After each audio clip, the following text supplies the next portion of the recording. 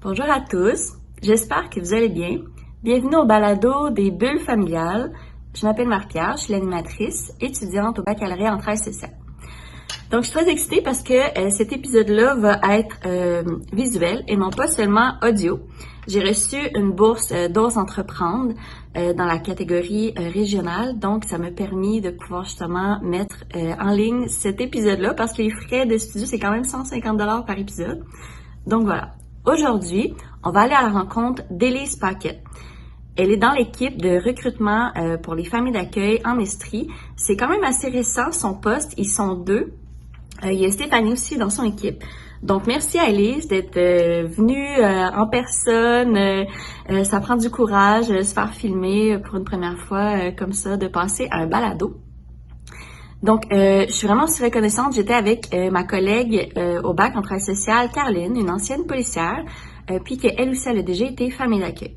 Donc, dans cet épisode-là, on va vraiment expliquer un peu rapidement le continuum historique de toutes les étapes là, de où est-ce qu'on est rendu maintenant dans la structure de famille d'accueil, comment que ça s'est passé au Québec historiquement pour se rendre là. Ensuite, on va parler des critères pour devenir famille d'accueil. Ensuite, quand on est dans le processus, comprendre le processus des postulants une fois qu'ils sont famille d'accueil, qu'est-ce qu'ils doivent faire. Aussi, le soutien que les familles peuvent avoir, que ce soit financier ou autre. On explique aussi les bons coups, les choses à améliorer. Donc voilà, si vous connaissez des gens qui veulent devenir famille d'accueil, vous pouvez leur partager le balado. Si ça vous intéresse, vous pouvez vous inscrire à une soirée d'information pour avoir plus d'informations pour rentrer dans ce processus-là. Donc voilà, j'espère que vous allez apprécier autant que moi j'ai apprécié faire cet épisode-là. Bonne journée!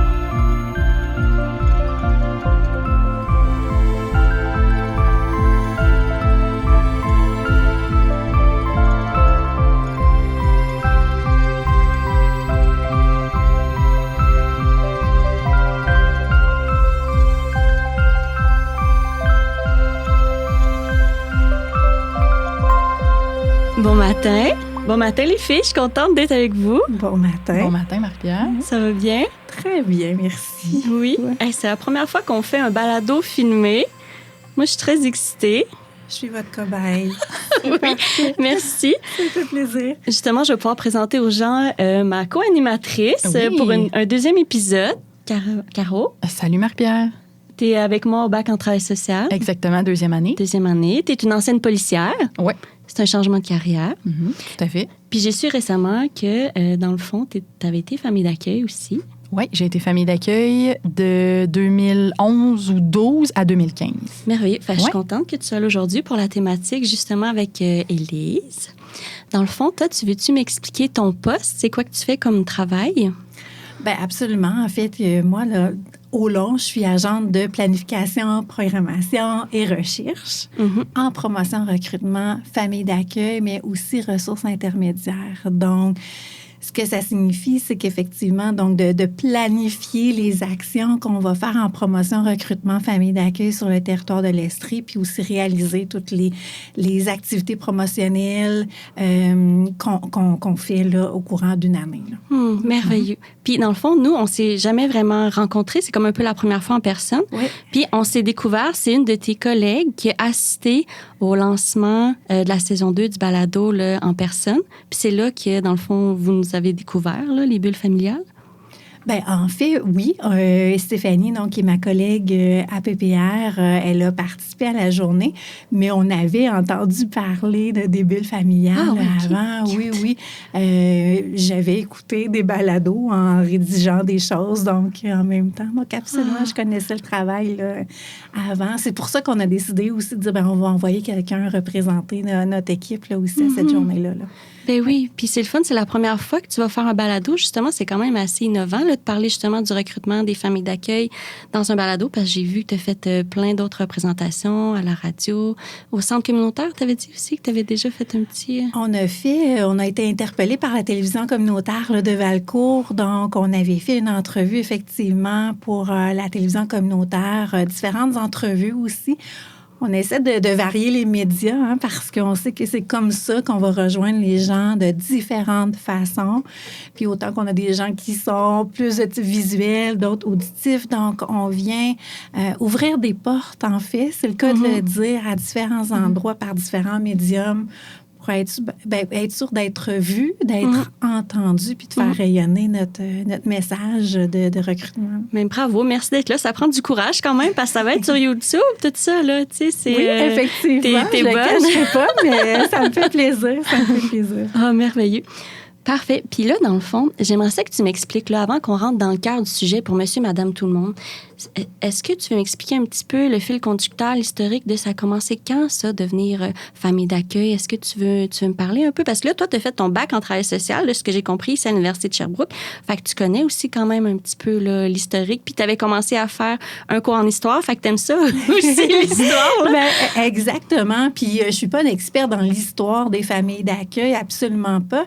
Mais on s'est quand même intéressé à cette histoire-là de l'accueil des enfants parce que récemment, on est allé rencontrer des représentants aussi de communautés interculturelles. Donc, l'idée était d'expliquer un peu comment est arrivé ce concept-là, cette entité-là que ce sont les familles d'accueil. Fait que d'emblée, on remonte vraiment là, avant le 20e siècle, là, dans les années 1700, 1800, où on avait une prise en charge par les communautés religieuses, hein, donc qui prenaient une grande place dans la société.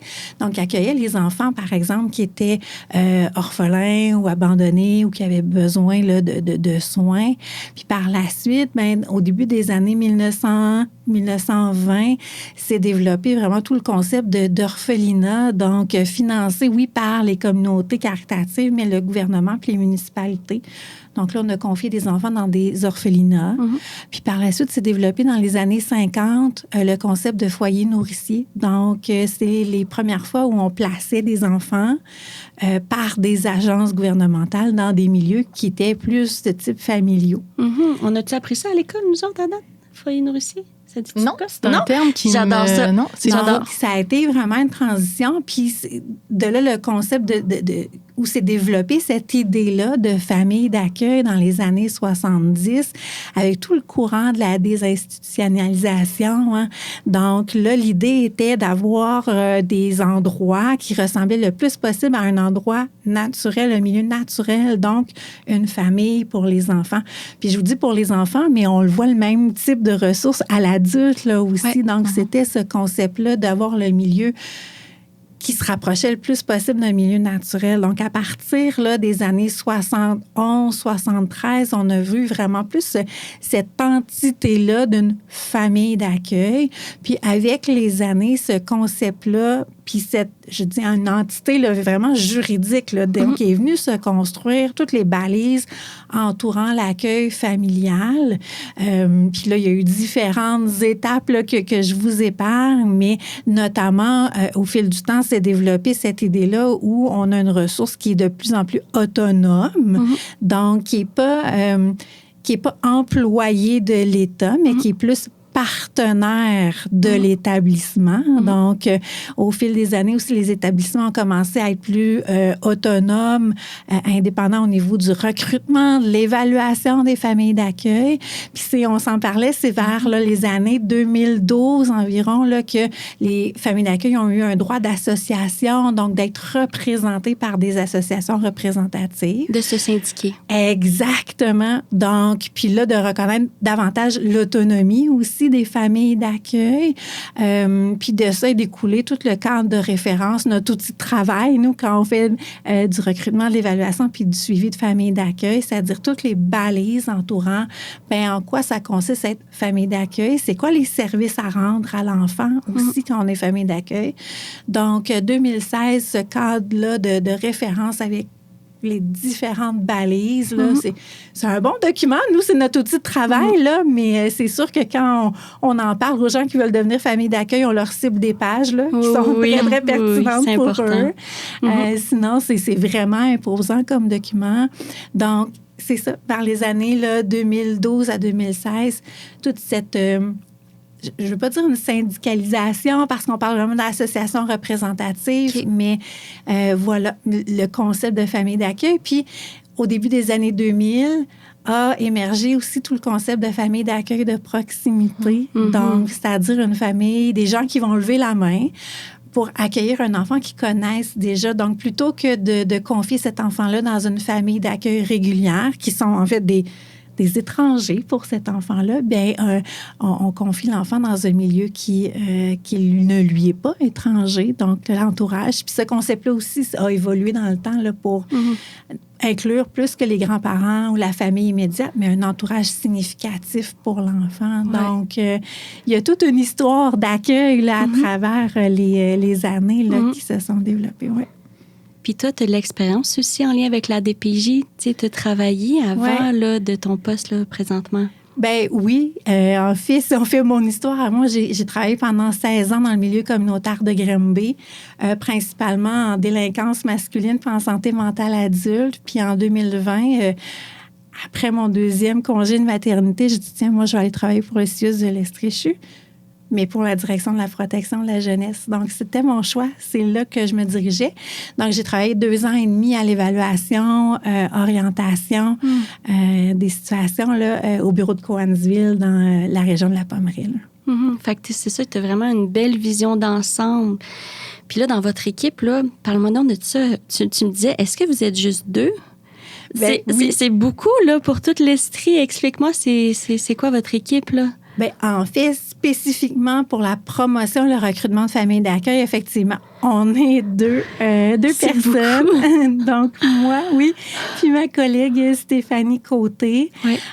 Donc, Stéphanie est beaucoup plus dans la région de Sherbrooke. Moi, je suis dans la région de Granby. Donc, on se complète bien là, quand il y a des démarches de recrutement à faire. Mais on a quand même des collègues qui sont également à PPR dans notre équipe. Puis, dans notre équipe, on a des mandats qui sont transversaux. C'est-à-dire que je peux venir donner un coup de main aussi à une équipe de soutien ou à une équipe, à un autre membre de notre équipe. Donc, mais principalement, notre tâche, c'est on est dédié à la promotion et au recrutement de familles d'accueil. Depuis janvier 2024. Donc, ça fait 2 ans. Là, donc, ça fait 2 ans que toi, tu es là? Oui, à ce poste-là, effectivement. Ah, wow. Puis en 2 ans, tu en as fait quand même là, des choses comme, sais-tu, à la Pomme Bonne aussi, le verger, là? Oui, c'est-tu ton initiative, ça? Tu as eu cette idée-là de... Ben oui, effectivement. Puis tu sais, je te dirais que d'emblée, ce qu'il a fallu faire, c'est définir c'est quoi notre poste. OK. Donc, on n'avait pas nécessairement de description de tâches. Donc, déjà, ça a été d'aller faire des vérifications. Mais qu'est-ce qui se fait ailleurs? Qu'est-ce qui fonctionne? Qu'est-ce qui ne fonctionne pas? Quelle stratégie on va mettre en place, nous, en tant qu'équipe? C'est quoi notre couleur aussi? Oui, ça te laisse quand même la place à la créativité, là. Bien, absolument. Donc, ça nous a permis de venir camper ça. Puis, des activités comme à la Pomme Bonne. Pomme Bonne. Oui, à... À Compton. Compton, mon Dieu, je m'excuse. Ah j'écroule vraiment des régions dans l'Estrie en se promenant comme ça. Donc, l'idée initiale était de dire, ben, tu sais, les gens qu'on recrute majoritairement, c'est des familles avec des jeunes enfants, le parent âgé entre 35 et 55 ans. Donc, à l'automne, où vont les familles? Ben, au verger. Ouais. Donc, l'idée était de dire, ben on se rend au verger, on développe cette présence-là au verger pour être visible. Oui. Dans les activités comme ça, c'est pas tant le nombre de gens qui viennent me rencontrer à la table. Oui, c'est important, puis on est super contente d'avoir des discussions, de leur présenter c'est quoi être famille d'accueil et tout ça, mais c'est la visibilité aussi que ces événements-là offrent. Ben oui. Visibilité, hein, on le sait qu'il y a des gens qui ont vu notre Oriflamme, qui ont pris un dépliant.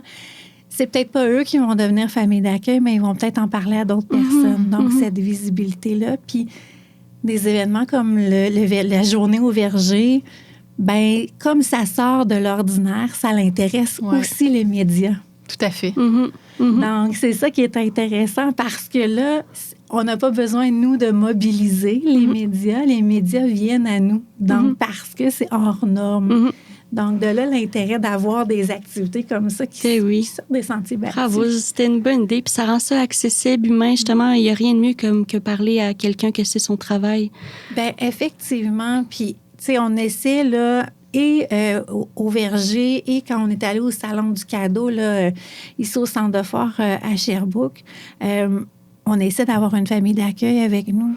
Oui, c'est ça que tu me disais, parce que pour devenir famille d'accueil, il faut que tu passes à la soirée d'information. Exactement. Un moment à la soirée d'information. Puis là, parce que moi, j'ai déjà assisté à une soirée d'information, puis il n'y avait pas une famille d'accueil. Fait que là, toi, tu as instauré ça.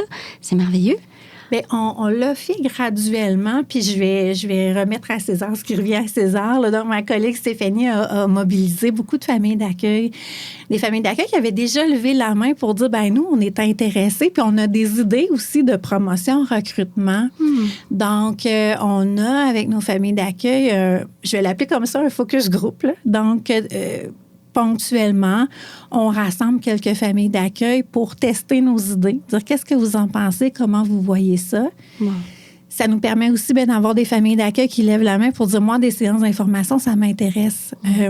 Moi, je suis impliquée dans tel événement, je peux vérifier si vous pouvez avoir une place, par exemple. C'est comme de la paraidance aussi, là, tu sais. Exactement. Ça l'aide tellement. Bravo. Oui, puis on vient à l'idée qu'on est juste 2 sur le territoire pour faire la promotion en recrutement. C'est ça, fait qu'il faut que les familles d'accueil vous aident, justement. C'est une bonne idée que ça vienne d'eux, là. Oui, on a besoin, nous, on les appelle nos agents multiplicateurs. Donc, on veut vraiment que ces gens-là, ces familles d'accueil-là, soient informées de ce qu'on fait, qu'elles soient capables de véhiculer le message aussi. Ça, puis d'accueillir aussi les postulants, les gens qui veulent devenir famille d'accueil pour répondre à leurs questions qui sont très différentes. Quand les gens me posent des questions à moi, sont beaucoup de l'ordre administratif, donc la compréhension très rationnelle de ce que c'est être famille d'accueil. Mais quand ils posent des questions à une famille d'accueil, c'est le cœur qui parle. Donc, des questions beaucoup plus à grandeur humaine. Donc, puis ça permet de faire le pont entre une famille d'accueil en action qui en a vécu de toutes sortes de situations, donc qui est capable de parler du beau, des défis.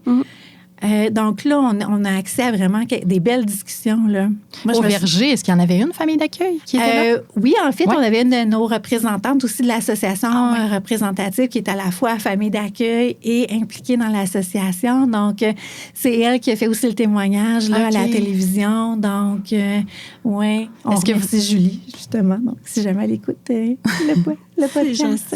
Est-ce que vous savez si vous en avez recruté suite à cet événement-là, des familles d'accueil? Est-ce que vous avez comme un retour, un feedback à savoir est-ce qu'il y a des gens qui ont postulé suite à cette activité-là? Bien, nous, ce qu'on voit là, vraiment à notre étape de promotion-recrutement, c'est vraiment la source de référence. Où les gens ont entendu parler de nous. Puis qui les a amenés à s'inscrire. Donc, pour ça, je pourrais te dire que, tu sais, d'emblée, on a eu une bonne dizaine de personnes qui ont vraiment coché cet aspect-là. Cette activité-là, pardon. Mais en même temps, je le sais pas, parmi les gens qui ont coché, par exemple, ben, c'est mon entourage qui m'en a parlé. Est-ce que la personne, initialement, nous a vus au Verger, par exemple? Maintenant, on est en train de documenter. On a une super partenaire là, qui nous fait un beau tableau là, pour voir, quelle activité va amener, justement, peut-être même à une accréditation d'un postulant. Donc, on est en train de développer cet outil-là pour être capable de éventuellement répondre à cette question-là. Voir qu'est-ce qui marche plus, qu'est-ce qui marche moins. Puis à date, dans la région de l'Estrie, il y a combien de familles d'accueil, juste pour nous donner une petite idée de... Quand on parle de familles d'accueil régulières, donc j'exclus là, le nombre de familles d'accueil de proximité, là, on parle de plus de 300. Là. Donc, dans mes derniers chiffres, on était à 320, mais on peut en mettre davantage que ça. Donc, des familles d'accueil régulières. Puis, ces 320 et quelques familles d'accueil-là offrent un total d'à peu près 850 places. Fait que c'est beau, là. Présentement, il y a 850 à peu près enfants qui sont aidés là, en Estrie. Là. On a de la disponibilité pour ce nombre de places-là, effectivement. Donc, est-ce qu'actuellement, toutes les places sont occupées? Là, je ne pourrais pas vous vu dire. Que là, on ne calcule pas banque mixte, proximité, urgence. Parce que là, on augmente notre nombre de familles d'accueil. Puis nos familles d'accueil de proximité, elles sont effectivement là, un nombre élevé parce que c'est aussi la loi de la protection de la jeunesse prévoit que si on ne maintient pas dans le milieu des parents, on va d'abord regarder s'il y a un milieu significatif pour l'enfant. Là. Donc, oui, sont importantes nos familles d'accueil de proximité aussi qui lèvent la main pour accueillir un enfant. Oui, qu'ils le connaissent, mais c'est pas un projet qui était réfléchi. Là. C'est un peu un projet qui leur tombe dessus, là, je vais le dire comme ça. C'est un projet du cœur. Puis justement, Absolument. là, on en parle, mais pour monsieur, madame, tout le monde, est-ce que tu veux me définir un petit peu plus les catégories là, pour que ça soit clair? Ben oui, en fait, il y a 3 types de familles d'accueil qui sont prévues. Donc, nos familles d'accueil régulières, celles pour lesquelles moi, je recrute avec ma collègue Stéphanie, en fait, c'est des familles qui décident de lever la main. Donc, comme des toi, personnes, Caro, Comme qui était régulière. J'étais régulière, oui. Exactement. Donc, ils décident de s'investir dans le projet de famille d'accueil. Donc, c'est une décision qui est réfléchie, souvent longuement mûrie. Puis, les gens font la démarche pour être accrédités, reconnus comme famille d'accueil. Puis, ils vont accueillir un enfant qu'ils ne connaissent pas d'emblée. Donc, ils ont un contrat avec l'établissement qui est le CIUS de l'Estréchu, puis ils vont accueillir des enfants en fonction là, du profil qu'ils ont établi là, dans le cadre de leur accréditation. Famille d'accueil régulière, donc des enfants qui ne connaissent pas d'emblée. On a la famille d'accueil de proximité qui, effectivement, connaît l'enfant. C'est une personne significative pour l'enfant. Donc, la ça peut être tante, l'oncle. Oui, puis ça peut être un entourage plus élargi. Là. Ça pourrait être, par exemple, la secrétaire de l'école qui connaît l'enfant, Le voisin.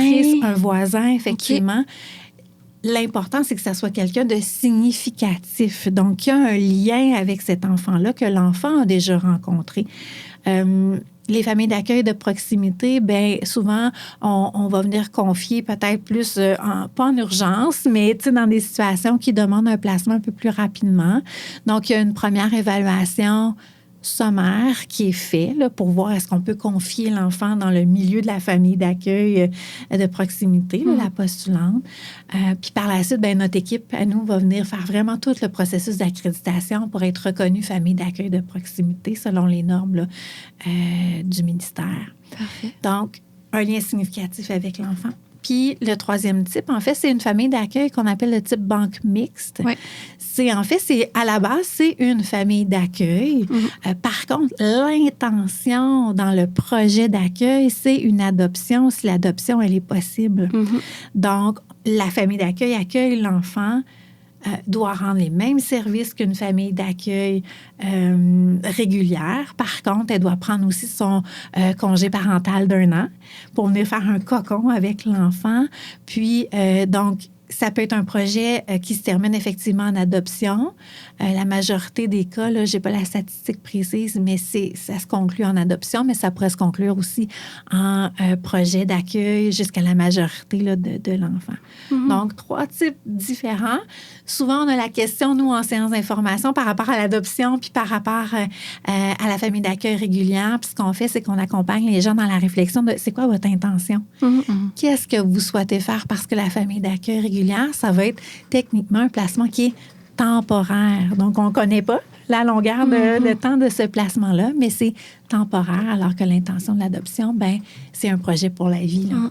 Mais parfois, tout de même, en régulier, il peut avoir jusqu'à majorité. Absolument. Dépendamment du juge et qu'est-ce qui se passe. Oui, tout à fait. Fait souvent, les gens vont nous demander, mais combien de temps est-ce que je peux... j'ai des inquiétudes, j'ai peur de trop m'attacher, je voudrais pas qu'il parte, l'enfant. Donc, c'est quoi la statistique, par exemple, de la chance que je puisse l'accompagner à long terme? Ça, on peut jamais vraiment prévoir. On peut pas le prévoir. Ouais, donc, on aimerait donner une réponse, mais la réponse, c'est on ne le sait pas. Puis, donc, déjà, comme toi, tu me disais, Caro, chaque enfant que tu as aidé dans ta famille d'accueil, 4 ou 5, t'as des boîtes, encore 2. Oui. C'est comme, ça reste dans le cœur. Ils sont là pour toujours, là, ces petits minous-là. J'ai des boîtes avec des vêtements, des photos de chacun des enfants qu'on a accueillis à la maison. Ouais. Ça me donne des frissons. Mais moi, ça me donne des frissons. Effectivement, je pense que les familles d'accueil laissent une trace dans la vie des enfants, mais les enfants, assurément, laissent des traces dans la vie des familles d'accueil aussi, même si c'est un passage qui est temporaire. Je pense que ça ça a une impression, Ouais. là, tu sais, permanente, là. Donc, ouais. Ben, ça me touche, tu sais, que tu dises que tu t'as conservé des boîtes, là, vraiment. Surtout pour mes enfants aussi. Tu sais, j'avais des enfants biologiques. Tu sais, j'ai des 4 enfants. Puis eux aussi ont été marqués par le passage de ces enfants-là. Tu sais, parce que moi, je me plaisais à dire que le plus gros du travail avec ces enfants-là accueillis, c'était mes enfants qui le faisaient. Tu sais, de les inclure dans leurs jeux, de leur montrer des choses. Tu sais, on a eu un bébé à la maison, puis c'est mon plus jeune qui lui a appris à marcher. Tu sais, qui a montré comment faire, puis tu sais, qui l'appelait, viens, tu sais, puis tu sais, j'ai tout ça sur vidéo, c'est des beaux moments, ça, puis mes enfants, ils m'en parlent encore de ça, ils ont resté marqués positivement de cette aventure-là qu'on a faite pendant plusieurs années, là, ouais. Je trouve ça tellement intéressant parce que en séance d'information, c'est une chose qu'on nomme. Tu sais, c'est devenir famille d'accueil, c'est une décision qui est parentale, mais c'est un projet qui est familial. Mais oui. Hein? Donc, pour reprendre là, les mots là, de l'équipe là, de l'IUJD, là, tu sais, votre enfant, quand vous êtes famille d'accueil, c'est un enfant qui est accueillant aussi. Il a son rôle. Il n'y a pas juste le parent d'accueil, il y a l'enfant bio aussi. Puis, il faut se rappeler que ben, pour nos cocos puis nos cocottes qui sont en besoin de placement, l'adulte a pu être source de blessures, de négligence, de maltraitance. L'adulte qui devait en prendre soin l'a pas fait nécessairement adéquatement. Donc, quand l'enfant arrive en famille d'accueil, ben, l'adulte peut être menaçant. Même si vous êtes plein d'amour, hein, tu sais, puis que vous voulez donc accueillir, les familles d'accueil veulent donc bien accueillir l'enfant. La blessure est là, tu sais. Oui. Fait que souvent, le placement va se faire effectivement par l'entremise des enfants qui sont présents dans le milieu, là. Tu sais, ça permet l'intégration aussi, là. C'est moins menaçant un enfant qu'un adulte. Oui, bien sûr. Puis il y a aussi la petite catégorie qu'on n'a pas parlé d'urgence. Est-ce que tu veux en glisser un mot? Parce que ça existe, tu sais. Ça existe. En fait, en Estrie, nous, on a déjà notre banque de familles d'accueil dite d'urgence. Ce qu'il faut comprendre, c'est que quand on a besoin d'une famille d'accueil d'urgence comme ça nous prend une famille d'accueil d'expérience qui va être en mesure, justement, de dire... j'ai vu d'autres situations comme celle-là. Je suis capable de me retourner. Hein? On dit se retourner sur un 17, mais c'est un peu ça. Puis de prendre en charge un enfant, effectivement, qui a vécu des grands traumas, par exemple. Donc, au niveau de l'urgence, on a notre banque. Donc, on ne recrute pas pour des familles d'urgence actuellement, mais assurément, éventuellement, il y aura probablement besoin de places d'urgence. Donc, on ira recruter à travers nos familles d'accueil déjà. C'est bon à savoir, monsieur, madame, tout le monde. C'est sécurisant de, OK, il y a un enfant qui a besoin maintenant. Il y a des places en Estrie, que c'est des familles d'accueil d'expérience qui font ce rôle-là. Oui, effectivement. Puis, tout dépend aussi du contexte dans lequel se déroule le placement, là. Donc, il peut y avoir des placements dits en urgence qui vont très bien se déployer là, dans une nouvelle famille d'accueil aussi. Mais c'est ça. Pour nos places d'urgence, on a déjà notre équipe de familles d'accueil qui ont des places d'urgence dans leur milieu. Puis, c'est vers ces familles d'accueil-là que les jeunes sont référés. Merveilleux. Puis là, mettons, si on rentre dans le vif du sujet, là, qu'est-ce qui intéresse tout le monde, là? Les critères, les fameux critères pour devenir famille d'accueil. Il y a comme, sais-tu, 3 aspects? Il y a la personne, l'environnement, le projet. Oui, exactement. C'est tout bon. C'est tout bon. C'est tout bon. Puis oui, puis si les gens ont lu des choses sur les réseaux sociaux, tout ça, donc il faut faire attention aux interprétations, puis qu'on peut en faire. Donc, c'est important. C'est pour ça que la séance d'information, là, on passe au travers de tous ces éléments-là pour bien répondre aux questions des gens. Mais oui, on a des critères au niveau de la personne. Donc, on y va avec des critères, par exemple, d'être âgé de 18 ans et plus, d'avoir sa citoyenneté canadienne ou sa résidence permanente. Évidemment, pas avoir des antécédents judiciaires qui sont contraires avec la fonction. Donc, moi, je fais partie du comité d'analyse d'antécédents judiciaires. Quand il y en a, on les analyse, on vérifie, mais il ne faut pas qu'ils soit contraire à la fonction. Hein. On comprend qu'on veut assurer la sécurité des enfants qui sont confiés. Donc, des critères comme ça liés à la personne. Quelqu'un de célibataire peut devenir famille d'accueil. Absolument. Quelqu'un en appartement peut devenir famille d'accueil. Oui. Quelqu'un qui n'a pas d'enfants, quelqu'un qui a des enfants. Tout ça, effectivement, les gens n'ont pas besoin d'avoir d'enfants, n'ont pas besoin d'être en couple, effectivement. Puis, ce qu'on va venir faire, c'est réfléchir leur projet avec eux. Hein. Si c'est une personne solo qui fait un projet de famille d'accueil, bien, on va regarder avec elle, puis c'est qui ton village? Oui. Qui est là autour de toi? Social. C'est parce que tu vas avoir besoin de ta gang alentour de toi, tu ne pourras pas porter ce projet-là complètement seul. Donc, qui va être alentour de toi pour prendre soin de toi aussi, qui prend soin de l'enfant.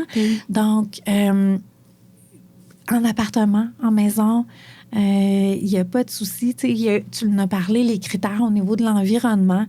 Oui, il y a différents critères. Ça, c'est stressant, l'amour. Oui, puis c'est là où on a beaucoup de questions parce qu'effectivement, il y a beaucoup de désinformation. Ça, c'est comme dans tout, hein, la désinformation à cette heure.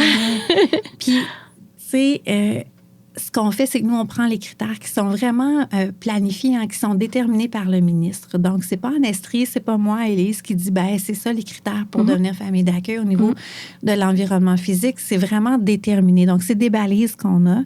Oui, du bâtiment, c'est-tu que tu disais, la loi du bâtiment, incendie municipal. Donc, des fois, c'est pour ça que ça peut changer dépendamment des endroits. Ben oui, puis on n'est pas des experts en bâtiment, là. Tu sais, nous, l'équipe d'évaluatrices, c'est principalement des travailleuses sociales puis des psychoéducatrices. Donc, oui, on regarde dès la première visite, on vient voir avec les gens, ben est-ce qu'il y a des choses qui sont pas aux normes dans votre genre la rampe d'escalier, c'est la base, la clôture pour la piscine, comme tu disais. Oui, souvent, c'est des éléments comme ça, effectivement, ou est-ce que c'est une question de sécurité, hein? Donc, oui, on va référer au code du bâtiment, on va référer au service de sécurité incendie, par exemple. L'exemple qui revient souvent, ben c'est pas dans toutes les municipalités qu'on va demander un détecteur de fumée dans toutes les chambres. Donc, à ce moment-là, ben qu'est-ce que votre municipalité requiert? Donc, si on a des doutes, des questionnements, on va vous référer à la municipalité, là. Donc, les gens pourront aller valider, puis on va vraiment évaluer en fonction de ça. Puis aussi, ben les évaluatrices prennent le temps de faire, comme je disais, le tour, puis de noter aussi, puis de dire aux gens, ben voici ce qui devrait être fait pour rencontrer les normes. Êtes-vous prêt à faire, par exemple, ces travaux-là ou pas? Ça, c'est libre à chacun de le décider. Mais oui, la rampe, la main courante pour descendre dans le sous-sol, moi, c'est ce que je voyais beaucoup quand j'évaluais la fameuse piscine, là, d'être aux normes. Donc, c'est des éléments comme ça qu'on vient regarder. Il y a des éléments aussi sur lesquels on peut aller chercher des dérogations, d'autres pas. Donc, c'est de dire, ben oui, le plafond, par exemple, fait 7 pieds, fait pas 7 pieds 2 pouces, mais il ne rencontre pas le critère, mais ça n'atteint pas la sécurité de l'enfant, là. Il n'y aura pas de danger. C'est dans une pièce spécifique, par exemple, etc. Donc, ça, on peut venir le regarder aussi, là, dans la mesure où les postulants, les gens rencontrent tous les autres critères, ben ça ne sera pas pour 2 pouces de plafond qu'on va se priver d'une ressource positive, là. C'est bon que tu le dises puis que les gens vont l'entendre. C'est pour ça qu'on fait ça, merveilleux. Oui, puis souvent, les gens vont dire, ben il manquait ça, j'ai été refusée pour cette petite chose-là. En dessous de ça, il doit y avoir d'autres motifs. On n'est pas au courant, nous autres, là, de tout ça. C'est ça, leur dossier privé. On ne peut pas savoir. On n'est pas la TS. Fait que, tu sais, des fois, on ne sait jamais non plus, là. T'sais. Oui, puis, tu sais, nous, on invite les gens à venir nous rencontrer vraiment en séance d'information, puis pas juste se fier à ce qu'ils vont lire, par exemple, sur les réseaux sociaux. Parce qu'il y a vraiment, puis je le redis, mais il y a beaucoup de désinformation. Donc, c'est important de venir chercher les bonnes informations. Actuellement, en Estrie, on n'a pas de conditions rehaussées. Là. Par exemple, des conditions qu'on met par-dessus là, les conditions, là, les critères du ministère. Okay. Donc, on y va avec, je dirais, le gros bon sens aussi. Je donne l'exemple, par exemple, d'une barrière autour d'un poêle à bois. Bien, on va voir est-ce que c'est pertinent. T'sais, si la personne, elle accueille du 0-2 ans, peut-être que ça l'est là, pertinent d'avoir cette barrière-là. Si la personne veut accueillir des adolescents, c'est pas pertinent. Là. Donc, l'idée, puis on peut le recommander, on ne peut pas l'obliger non plus. Donc, ça fait pas partie des critères. Donc, on va avoir cette discussion-là avec les gens de réfléchir leur projet. C'est qui que vous allez accueillir, puis qu'est-ce qui va être pertinent dans votre milieu. Mais sinon, on va privilégier l'éducation, la sensibilisation, la supervision, par exemple, tu sais, parce qu'on a grandi autour d'un poêle à bois, par exemple, des choses. On a appris à ne pas mettre notre main dessus. Donc, on va travailler ça puis sensibiliser les gens davantage à ça plutôt que de dire, on va tout venir barricader pour être sûr. Là. Donc, on va regarder la gestion de risque avec eux puis leur suggérer des choses. Là. Merveilleux. Est-ce qu'ils font évaluer leur maison, les candidats? Est-ce qu'ils commencent par faire évaluer la maison avant de commencer le processus comme plus personnel? D'être évalué comme personne ou... Non, effectivement, c'est un processus qui s'enclenche. Là. Puis, en fait, la première rencontre, quand on va rencontrer les gens pour la première fois, pour voir c'est quoi leur projet, un peu leur motivation, tout ça, bien, assurément, on fait le tour de la maison dès la première rencontre. Donc, on le sait assez rapidement si notre maison est conforme ou pas. Exactement.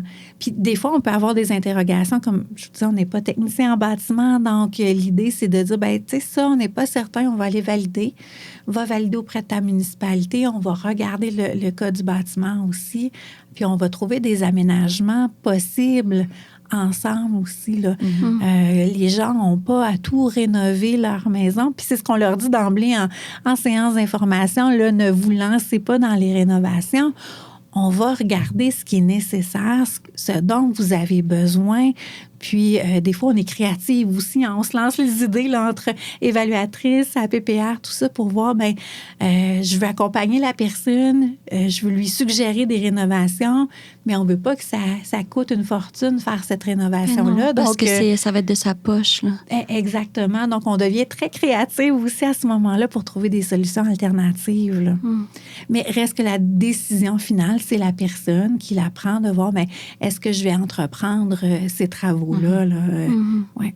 Puis un aspect important aussi que je trouve important de nommer, c'est que l'enfant de la famille d'accueil, il doit être seul dans la chambre. On ne peut pas mélanger des enfants biologiques avec des enfants de la protection. Ça, c'est important à savoir. Effectivement. Donc, ça, c'est un des critères. Là. Donc, puis on va privilégier aussi des chambres privées pour les enfants.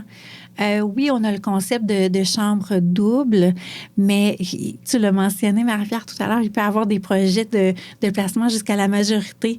Donc, moi, j'ai toujours petit enfant deviendra peut-être grand dans votre milieu. Donc, il faut penser à quand il sera adolescent ou plus âgé, son intimité, son espace, etc. Donc, on va privilégier les chambres simples. Donc, un enfant par chambre pour lui donner cet espace-là qui lui appartient aussi. Mais oui, puis s'il a vécu des choses difficiles aussi, c'est important qu'il y ait cet espace-là. Bien, oui, absolument. Absolument. Puis, l'enfant qui est retiré de son milieu, il perd ses repères. Est-ce qu'on peut lui accorder cet espace-là? Qui devient son repère à lui aussi. Puis, on ne sait pas toujours ce que les enfants portent dans leur petit sac à dos quand ils arrivent au pas de la porte de la famille d'accueil. Donc, c'est sûr qu'on veut s'assurer là, qu'il n'y ait pas d'enjeu non plus aussi là, entre les enfants qui sont confiés. Là. Donc, oui, c'est possible une chambre double, mais on va privilégier la chambre simple. Soit la chambre double va être utilisée, par exemple, si on a une fratrie. Oui. Donc, voilà.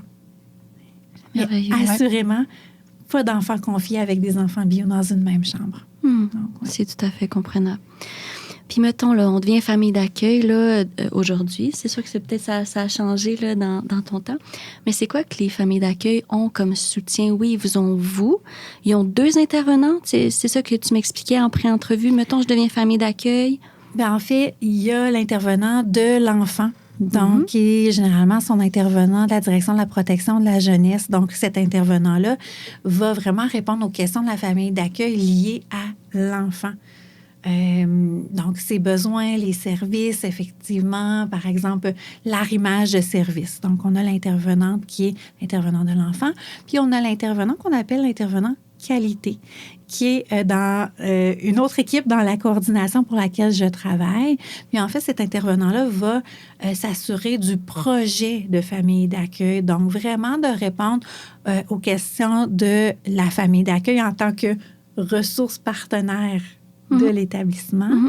Elle va aussi, des fois, jouer le pont entre l'intervenant de l'enfant et la famille d'accueil, puis va faire le suivi de la qualité. Donc, c'est-à-dire de s'assurer que la famille d'accueil rend bien les services, rend des services de qualité à l'enfant qui lui est confié, puis qui continue de répondre aux critères là, du ministère. Donc, on a vraiment cet intervenant-là qui est pas un intervenant psychosocial. Hein. Notre cadre de référence prévoit que c'est pas le mandat, c'est pas le rôle, mais vraiment de regarder, est-ce que la famille d'accueil remplit son rôle adéquatement auprès de l'enfant.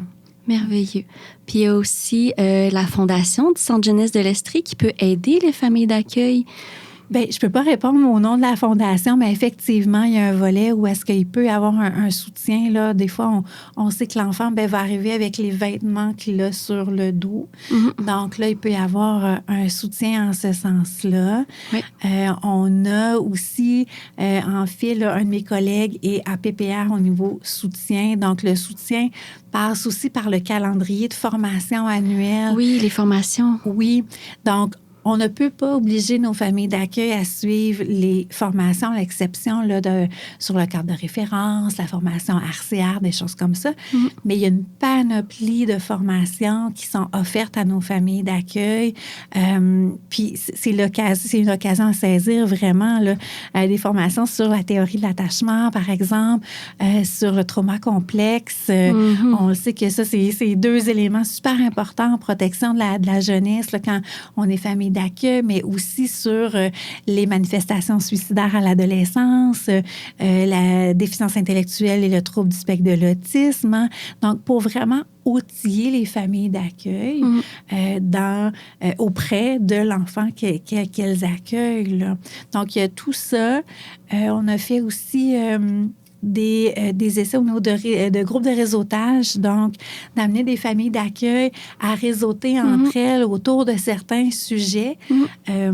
Notre souhait, c'est que nous, on veut les initier puis que les familles d'accueil soient porteuses par la suite. Hein, qu'après le groupe, les familles d'accueil se rencontrent par la suite. Il y a le groupe Facebook. Il y a déjà un petit groupe Facebook des familles accréditées, un autre groupe Facebook des familles non accréditées. Il y a l'association aussi représentative aussi qui est là puis qui doit soutenir aussi ses membres. Aussi, ça fait partie de son mandat. Donc, qui organise des activités, par exemple, des cafés-rencontres, l'Assemblée générale annuelle, des choses comme ça. Donc, il y a des possibilités de réseauter, de se rencontrer. Puis ça, c'est une des premières bases de soutien pour nos familles d'accueil, c'est-à-dire sortir de sa maison. Puis des fois, je comprends que nos familles d'accueil sont submergées. Là, je te regarde parce que c'est beaucoup de choses en même temps. Mais simplement de dire, je vais sortir de la maison, je vais aller à une formation X, Y, Z, puis je vais rencontrer des gens qui vivent la même chose que moi.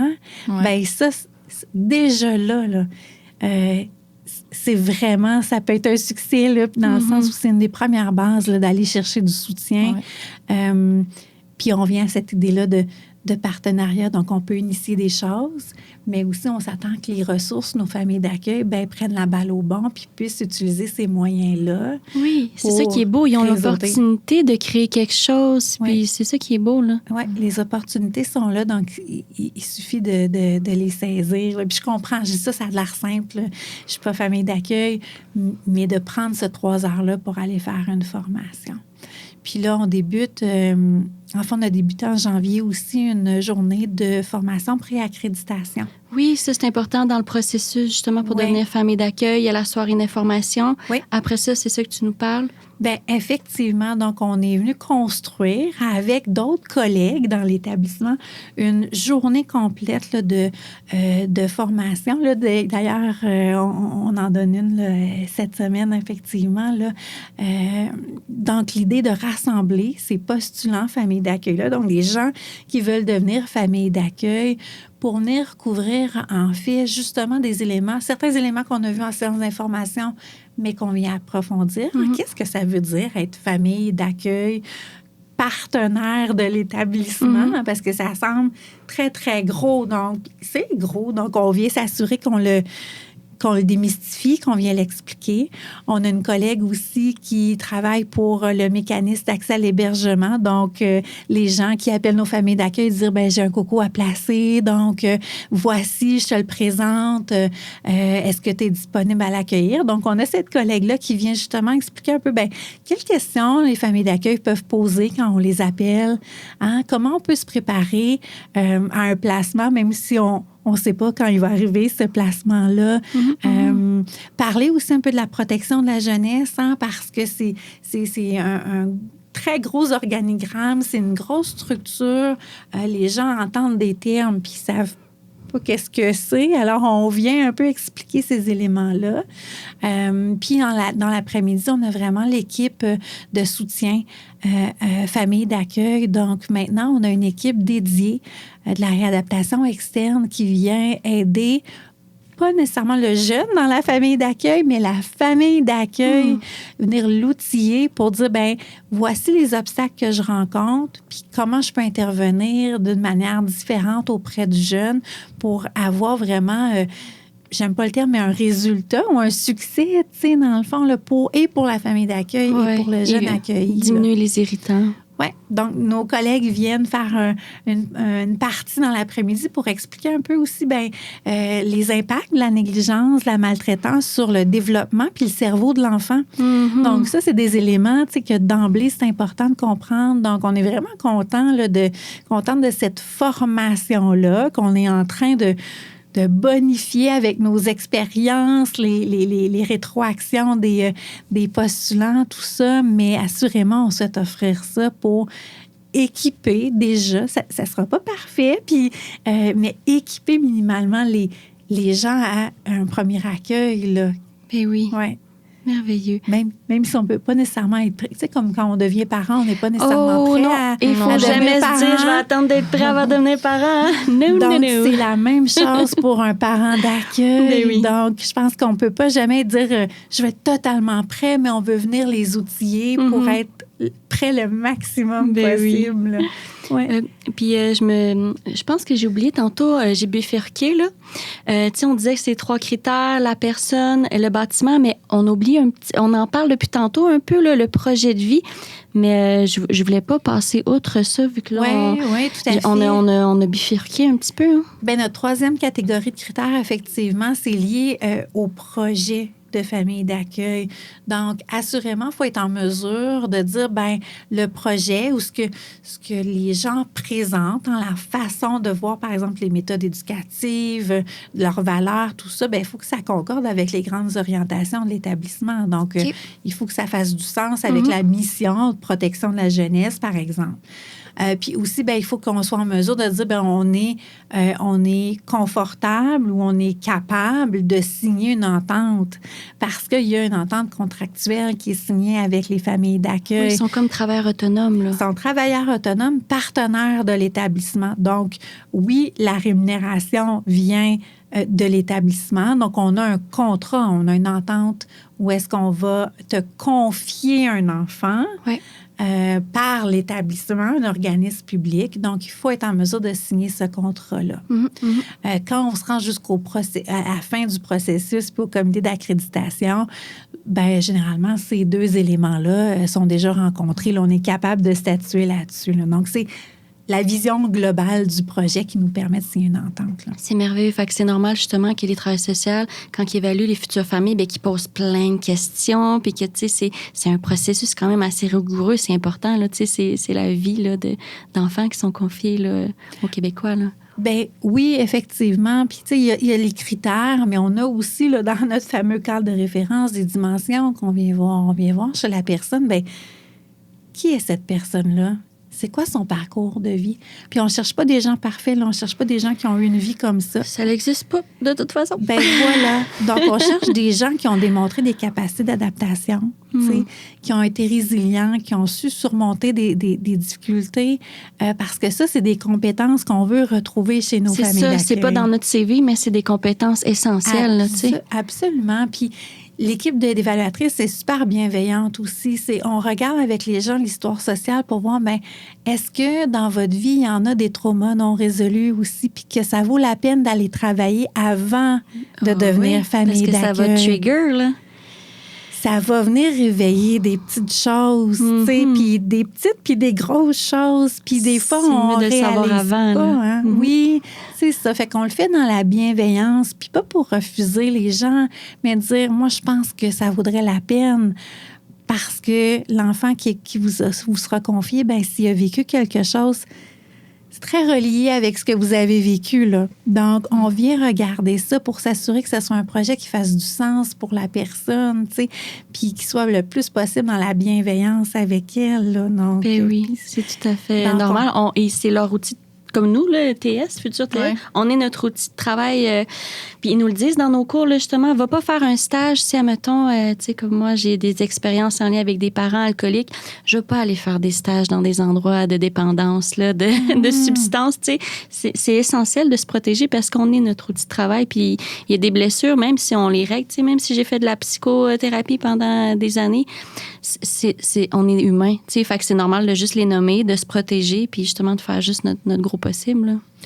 Oui, puis tu sais, je pense que dès le départ là, d'un processus d'évaluation, c'est de prendre soin de soi, de remarquer que il y a des éléments, puis les évaluatrices sont là aussi pour les faire émerger.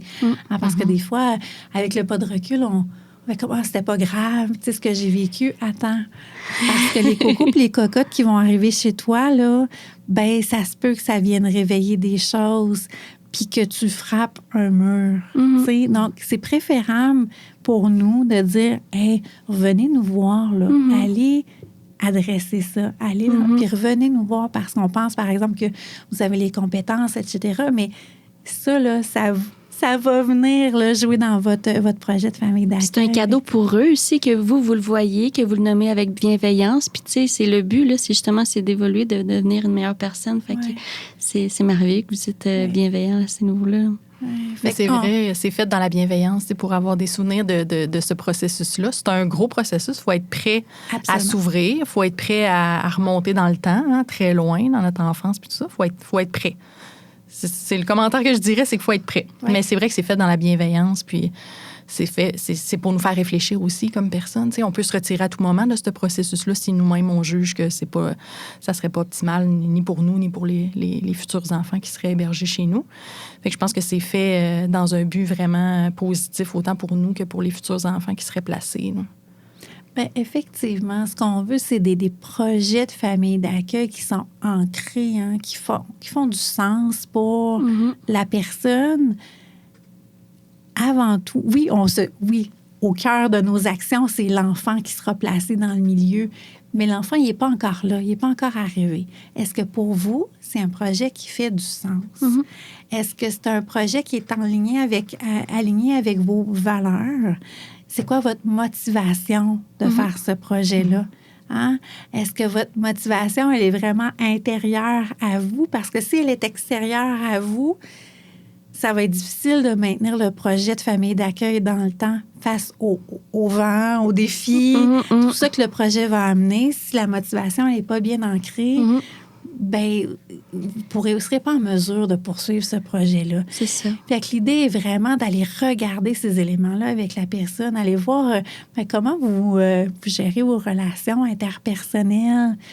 Parce qu'il y en a des gens qui gravitent autour de Coco et Cocotte qui sera confiés dans votre milieu. On a parlé de deux intervenants principaux, là, mais il y aura tous les professionnels, le milieu scolaire, le service de garde s'il y a lieu. Il va y avoir plein de gens alentour avec qui la famille d'accueil va devoir être partenaire puis négocier. Donc, quelles sont vos relations interpersonnel, c'est quoi vos habilités?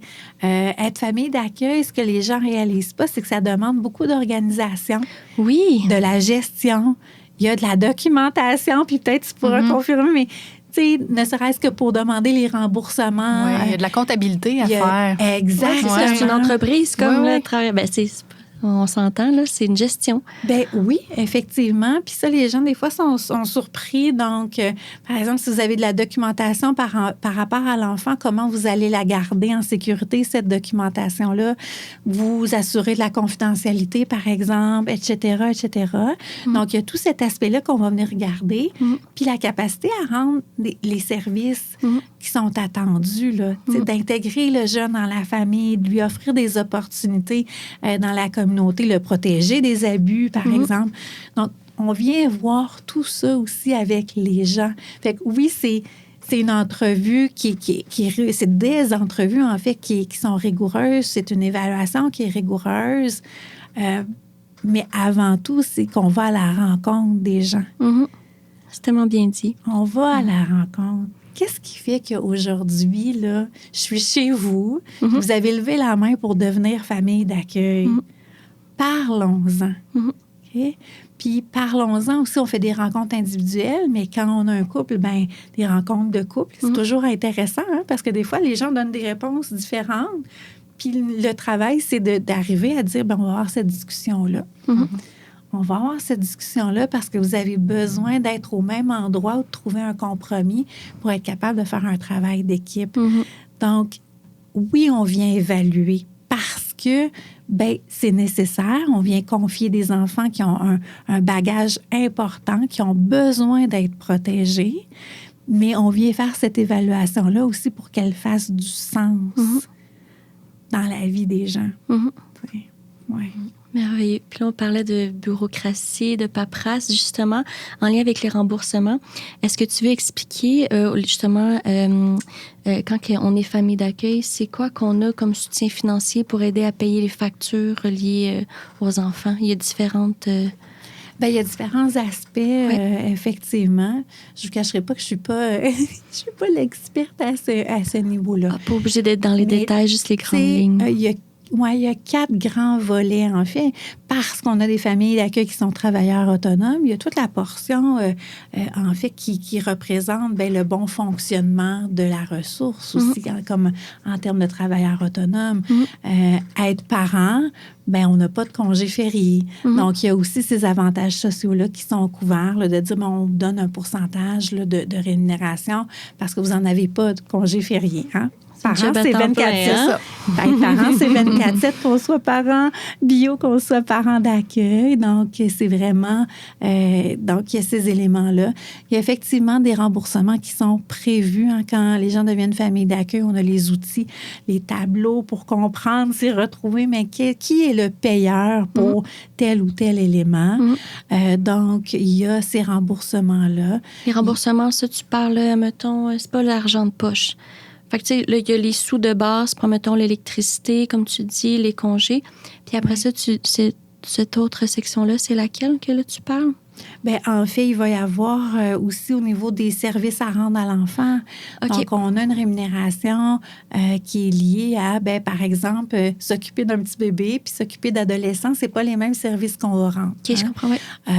Si on rend des services, si l'enfant a beaucoup de rendez-vous de santé physique, c'est un service supplémentaire que la famille d'accueil rend. Donc, s'il y en a 3 dans l'année versus une à toutes les semaines, on va venir évaluer puis ça va venir donner un niveau de service à rendre. Parfait. Fait qu'il y a comme une cote en lien avec effectivement, l'enfant. Tout ça, là, c'est hyper public. Là. Donc, si les gens qui sont intéressés, là, on pourra peut-être mettre les liens ou voir tout ce que tu veux. On va tout mettre ce que tu veux. Effectivement. Donc, c'est public. Les gens peuvent aller voir, peuvent lire les ententes collectives aussi qui viennent déterminer effectivement tous ces montants quotidiens-là. Donc, ça, c'est vraiment l'aspect rétribution, l'aspect financier. Mais il y a le soutien financier aussi, qui est le soutien, par exemple, ce qu'on appelle la circulaire ministérielle, là, qui ne veut pas dire grand-chose là, pour monsieur, madame, tout le monde. Là. Donc, c'est des montants qui sont prévus annuellement pour soutenir la famille d'accueil dans l'achat, par exemple,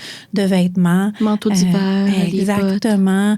D'activités sportives, culturelles et fournitures scolaires. Donc, il y a des montants qui sont prévus à cet effet-là, là, annuellement par enfant. Puis si on veut que ça dépasse, c'est comme le premier épisode, Jess, elle a 11 enfants, tout, là, des bio, Puis c'est ça. Puis elle, toute sa gang font du sport. Puis ça coûte cher. Fait que, tu sais, oui, la DPJ paye un petit peu. Mais après ça, elle est allée demander à la Fondation. La Fondation, elle a aidé à pallier justement les manques pour que tous les enfants fassent ensemble le sport, tu sais. Fait que ça, c'est le fun. Fait que des fois, si ça dépasse, ben au moins, il y a la possibilité de la Fondation. Oui, ben effectivement. Puis il y a aussi toute la portion qui est l'allocation de dépenses personnelles. Donc ça, c'est un montant qui appartient à l'enfant. Ça, c'est le petit argent de poche, la catégorie argent de poche, c'est bon. Exactement. Mais en fait, la famille d'accueil doit en faire une saine gestion de cet argent-là.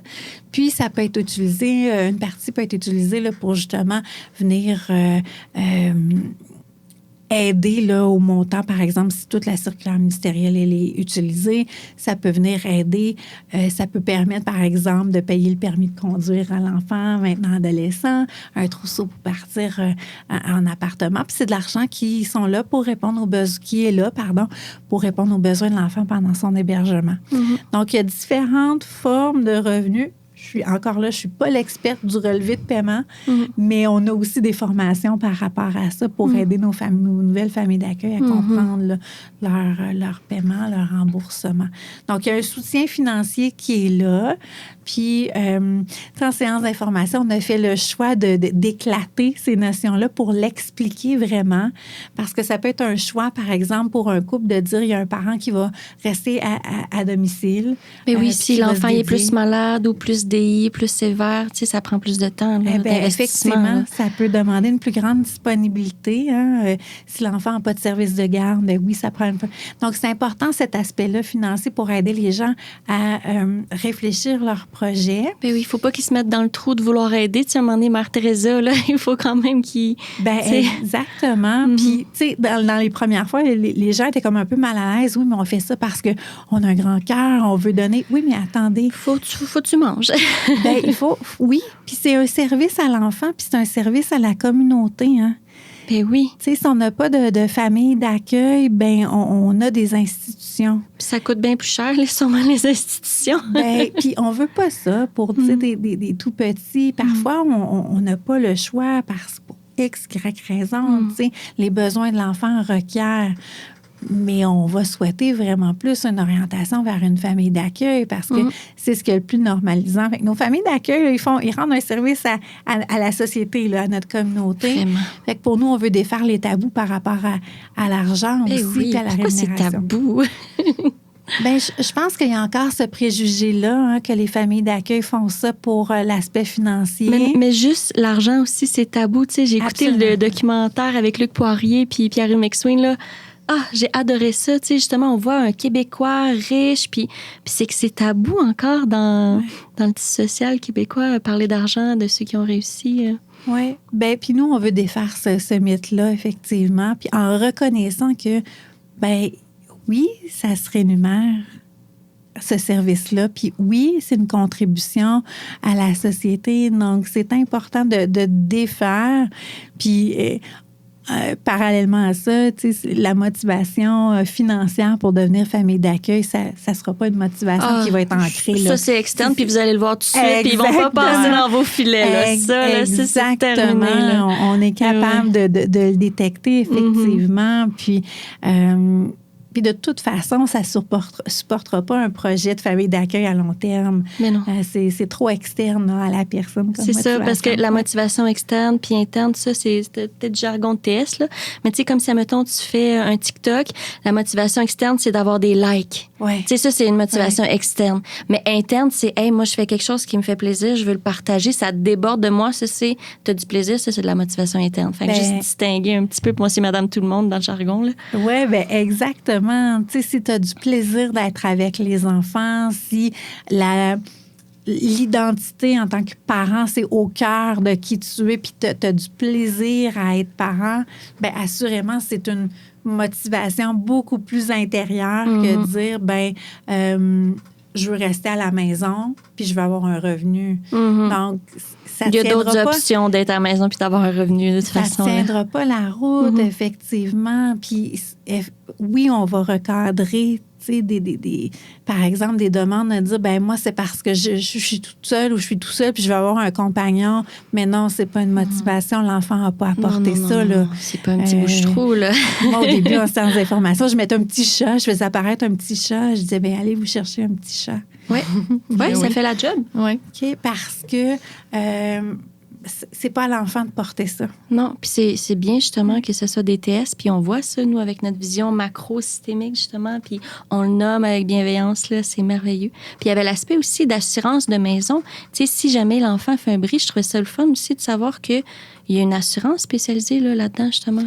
Bien, oui, en fait, ce qu'on demande, puis c'est un des critères, là, il faut que nos familles d'accueil aient puis maintiennent une assurance habitation valide. Oui. Parce qu'en devenant une ressource partenaire là, d'un organisme public, bien, elles ont accès, elles sont en fait couvertes automatiquement par une assurance là, gouvernementale qui vient se coller à leur assurance habitation, puis qui vient couvrir bien, quand il y a des dégâts causés par l'enfant là, dans le milieu. Pas sur la voiture, vraiment la maison. Ah, c'est bien ça. On le dit toujours, hein, si vous écrivez des messages d'amour sur votre voiture avec une petite roche, malheureusement, c'est pas couvert. Mais en fait, c'est vraiment au niveau de l'habitation. Puis en fait, c'est une prise en charge là, par cette assurance-là puis par l'établissement. Là. C'est merveilleux. Il y a aussi, est-ce que vous refaites ça cette année, là, le salon des familles d'accueil, des résidences d'accueil? Bien, en fait, cette année, oui. Donc, au mois de mars. Donc, ça va être déjà passé, là, je pense, quand on va diffuser l'épisode. Mais en fait, c'est en collaboration avec la direction des soins de longue durée. On fait un salon d'hébergement 0-100 ans, en fait, cette année. Donc, pour montrer tout le continuum d'hébergement de tout petit à vraiment personnes âgées. Donc, vraiment avoir des kiosques pour expliquer à la population en général bien, quels sont les services possibles, mais aussi avec des organismes là, communautaires puis des entreprises, la communauté, pour voir mais c'est quoi les services disponibles de tout petit à jusqu'à 100 ans. On va avoir vraiment une activité reconnaissance aussi encore cette année là, pour nos familles d'accueil, parce qu'on a des familles d'accueil qui font ça depuis de nombreuses années. Là, donc, on reconnaît nos familles là, qui ont 15, 20, 25, 30 et 35 ans de service. Donc, il y a cette activité-là. Puis nous, assurément, bien, on aura notre kiosque promotion recrutement là, pour rencontrer les gens qui sont intéressés à devenir famille d'accueil. Là. Vraiment, il y a aussi l'association. Il y a tout le tissu, justement, des réseaux des familles d'accueil. Tout le monde est là. Et la population peut poser des questions. C'est vraiment une belle rencontre, là. Ben oui, ça permet justement d'aller dans le très concret, hein, de rencontrer les gens, de poser les questions. Puis je pense de faire du sens dans tout ce continuum-là, hein, donc de tous les services qui sont disponibles. Donc, assurément, là, ça va être une belle journée. Puis on l'a vécu, là, tu parlais du salon des familles puis des résidences d'accueil, mais c'était une extraordinaire journée, justement. Oui, puis il y avait eu une conférence là, avec quelqu'un de connu, je ne me souviens plus comment il s'appelait. Oui. Que lui passait à la radio, c'était-tu? Oui, il y avait Gino Chouinard. Gino Chouinard, c'est ça. Ouais. Cette année, notre porte-parole, c'est vraiment un porte-parole, c'est Jean-Philippe Dion. OK. Donc, qui lui-même a été famille d'accueil, qui a adopté. Donc, il va venir nous parler de ça, effectivement, là, de son expérience, qui est également aussi proche aidant pour sa maman. Donc, qui va venir parler de cet aspect-là aussi. Donc, on vient couvrir un peu tout là, cet éventail-là de sujets là, par notre porte-parole, pardon. C'est merveilleux. Moi, j'ai adoré cette journée-là. C'était vraiment le fun. Puis je savais pas qu'il y avait des familles d'accueil qui avaient travaillé, 30 ans. C'était émouvant, là. C'était émouvant de voir que ça fait des années que cette dame-là, à l'accueil, combien de gens qu'elle a aidé, tu sais. C'est fou, là. Absolument, absolument. Puis, tu sais, l'automne passé, en octobre, dans le cadre de la Semaine des familles d'accueil, on a fait une entrevue, là, dans mon coin de l'Estrie, donc à Coansville, avec une famille d'accueil, Madame Bray. Madame Bray, ça fait 50 ans qu'elle accueille des enfants. Ouais. C'est quelque chose. Elle a commencé, là, puis c'est incroyable. En fait, c'était fascinant. On parle d'avoir des frissons puis tout ça. Mais d'écouter cette dame-là expliquer de pourquoi elle est devenue famille d'accueil, ce que ça lui a apporté d'être famille d'accueil, l'impact qu'elle a eu sur les jeunes, puis aussi de l'entendre anticiper sa fin de carrière, parce que pour elle, c'est toute sa vie, là, être famille d'accueil. Donc, ouais, on rencontre de très belles familles d'accueil là, dans le cadre de nos activités. Wow, c'est merveilleux. Donc, si la population veut devenir famille d'accueil, la première étape, c'est d'aller sur le site Internet puis de s'inscrire à la soirée d'information que là, vous avez aussi rendu possible via Teams. Ça, c'est merveilleux. Explique-moi donc ça. C'est toi qui as eu cette idée-là? Bien, en fait, quand on est arrivé, il y avait principalement... En fait, il y avait des rencontres à Granby et à Sherbrooke, nos 2 grands centres, en présentiel. L'Estrie, c'est énorme. Hein? C'est énorme, l'Estrie. C'est énorme. Puis on est 2. Pour couvrir toute l'Estrie. Donc, l'idée a été d'essayer. On s'est dit, tiens, on va essayer un mode Teams. Donc... Avec la COVID, à cette heure, hein? Depuis la COVID, je veux dire, c'est tout le monde... Ouais. Je vous cacherai pas qu'au départ, on était comme par Teams parce que le présentiel, c'est intéressant, c'est plus chaleureux, etc. Par contre, on s'est rendu compte assez rapidement que ça répondait à un besoin. Je fais toujours à la blague que moi, j'ai découvert plein de noms de petits villages que je ne connaissais pas. Et c'est ça, puis c'est ce qu'on veut. En fait, on veut que toutes les communautés soient représentées. Oui. Donc, l'objectif, c'est d'atteindre, de rejoindre, puis de rendre accessible à tous les gens de l'Estrie qui souhaiteraient devenir famille d'accueil, mais d'avoir accès à la séance d'information. Parce que dans nos objectifs, ben, c'est de recruter dans toutes les communautés. Oui. Le souhait, c'est que l'enfant qui a besoin d'un placement, d'un hébergement en famille d'accueil, bien, idéalement, on a une famille d'accueil pour lui qui est soit dans sa communauté ou à proximité. Oui, ben oui, pour pas qu'il change d'école ou de garderie ou qu'il se fasse déplacer, qu'il y en ait partout dans le Québec. Ben exactement. Donc, l'idée, tu sais, parce que on souhaite qu'il préserve certains repères, là, sa professeure qui aime donc, là, tu sais, ses amis. C'est important. Ça vaut plus que toute l'heure du monde, ça, là. Ben exactement. Donc, notre objectif, c'est de recruter dans les petites communautés aussi, pas faire que des rencontres dans les grands centres. On est disposé aussi, nous, à se déplacer dans les différentes régions de l'Estrie là, pour aller faire des séances d'information.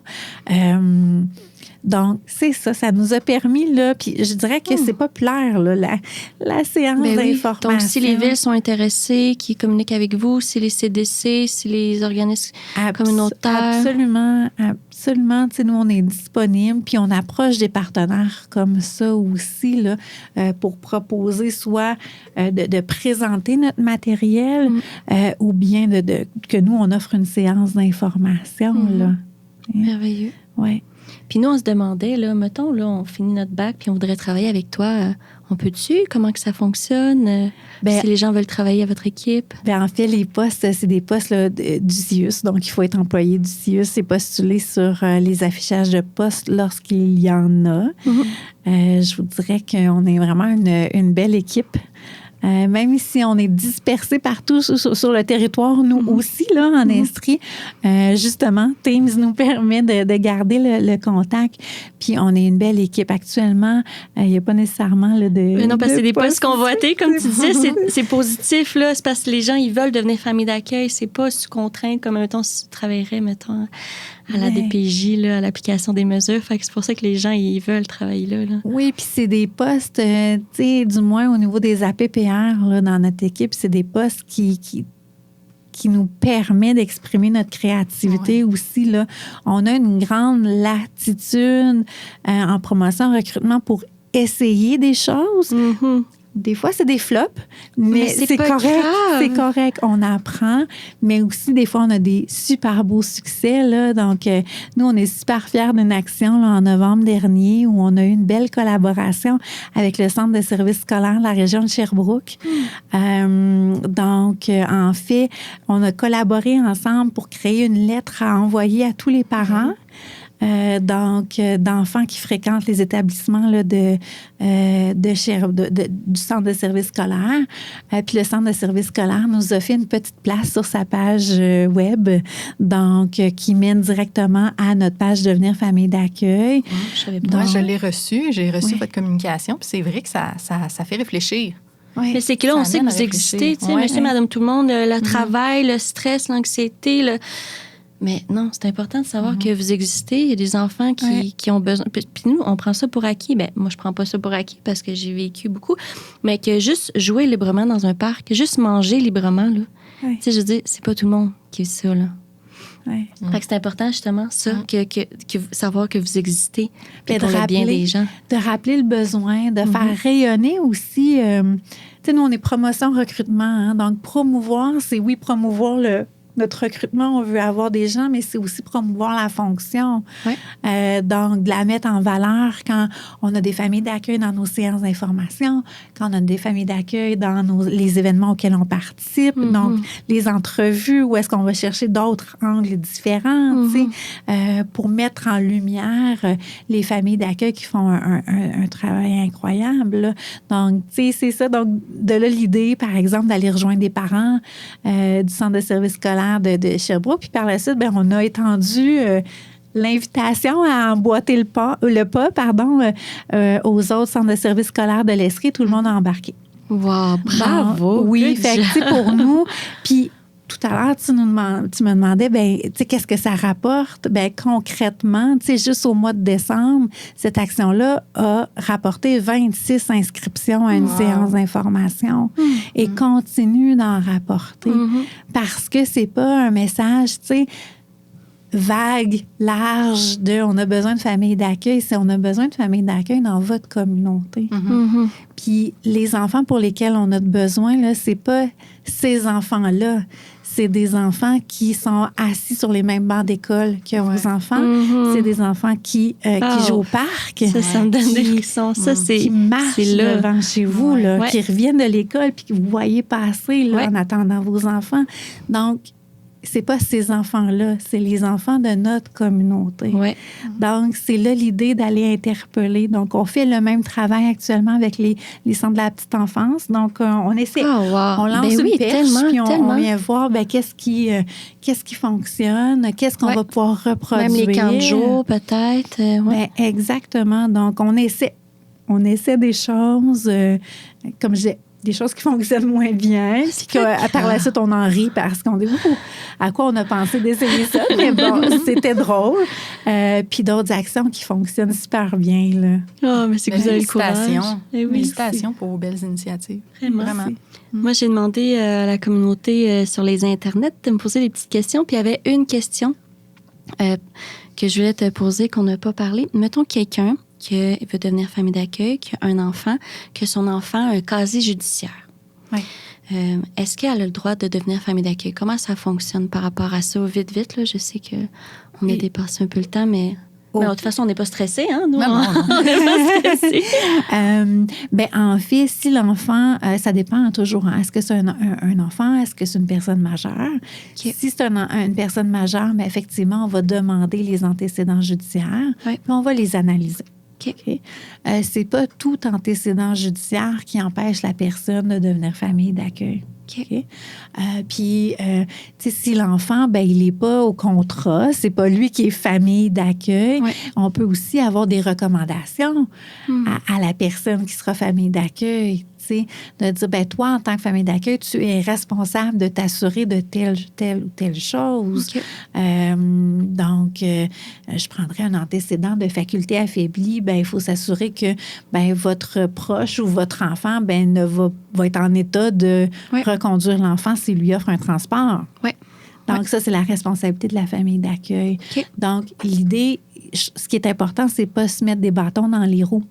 On prend le temps. Puis s'il y a des choses, des petits drapeaux rouges qui émergent, on va contacter la personne, on va s'asseoir avec elle, on va comprendre déjà un peu d'emblée où on en est, on va faire l'analyse, la situation, puis pour la suite, passer à l'évaluation, là, si c'est possible. Là. Merveilleux. Merci. Toi, as-tu des questions, Caro? Parce que moi, j'ai pas mal... On a fait le tour, je crois. On a bien fait ça, hein? Oui, on a bien fait ça, je pense. Toi, as-tu quelque chose, Élise, que tu voudrais rajouter que j'ai pas couvert, que tu trouves que ça serait important pour la population de savoir en lien avec tes services? Vraiment, pour nous, ce qui est important en promotion recrutement, c'est l'accompagnement. L'accompagnement des gens qui veulent devenir famille d'accueil. Donc, les gens peuvent venir à la séance d'information. Ça, c'est la première étape obligatoire. Mais ils peuvent aussi nous écrire, là, quand on va sur notre page web, il y a les coordonnées pour nous rejoindre. Ils peuvent nous écrire, peuvent téléphoner, laisser un message. On se les divise par la suite, puis on prend le temps. C'est ça, vous êtes parlable. Oui, bien, tu sais, juste hier, moi, j'ai pris 1 heure faire un appel avec une personne qui serait intéressée par un projet d'accueil, qui voulait avoir des informations complémentaires, tout ça. C'est ça notre rôle, c'est ça notre travail d'accompagner. Donc, que les gens se permettent de poser leurs questions, de venir en séance d'information. On est aussi fiers, on a produit en fait un cahier réflexif. Donc, quand les gens, ils peuvent y accéder là, sur le site web, mais quand ils viennent en séance d'information, on leur transmet par la suite. C'est-à-dire un cahier qui est non obligatoire, mais qui permet aux gens de se poser eux-mêmes des questions puis de réfléchir leur projet aussi, avec plein de liens pour des visionnements. Là, on parlait de la série de Nancy Audet. Là, oui, Nancy Audet, c'est tellement bon, là, la série Famille d'accueil. C'est qu'on voit le vrai monde, là, on voit c'est quoi. Oui, donc on met ces liens-là, on met les liens pour des entrevues que nous, on a fait aussi. On propose des lectures. Donc, l'idée est vraiment d'accompagner, soutenir la réflexion parce qu'on veut que la décision... Devenir famille d'accueil, c'est une décision qui est importante. Oui. Hein? Être famille d'accueil, souvent, nos familles nous disent que c'est un mode de vie.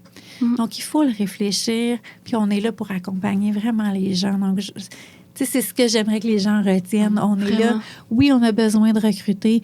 Oui, on a besoin de faire valoir, faire rayonner notre besoin, tout ça. Mais d'emblée, c'est quand quelqu'un lève la main, bien, comment on peut vous accompagner à faire cette réflexion-là? Oui, puis vous êtes humain, vous n'êtes pas parfait. C'est vrai, j'avais un petit point, tu sais, je vais te demander c'est quoi vos lacunes, c'est quoi vos failles. Tu sais, vous êtes pas parfait, mais vous êtes conscient de le système. Tu sais, c'est tellement difficile que... Mais c'est ça que... j'ai-tu la misère à la dire, cette phrase? Excusez-moi. Je vais prendre mon temps. C'est que vous faites tout votre possible, puis que vous avez un mandat, mais c'est qu'il y a des choses que la population pourrait mettre en place, des privés, des OBNL. Tu sais, comme on parlait, mettons, des familles d'accueil qui auraient besoin de répit.